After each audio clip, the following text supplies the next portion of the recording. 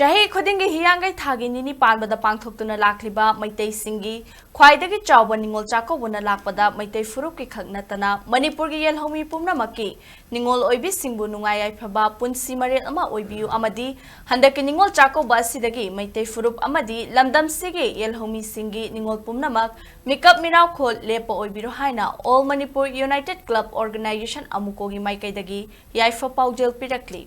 Amuco gi maikaidagi Publicity Secretary na thokpa Gerald amana India Leingakki phajadaba thausil kayana Manipur asi wathok lanthok yamna toina thokpa lamdam ama oihanduna lakhibana chahi kharagi mamangdagi Ningol Chakouba asigi manungda chelibai chela sige magul amadi Mahao Adudi Chap Chaba Phanghandre pangthokpa thoram haiba adudi oihanbidre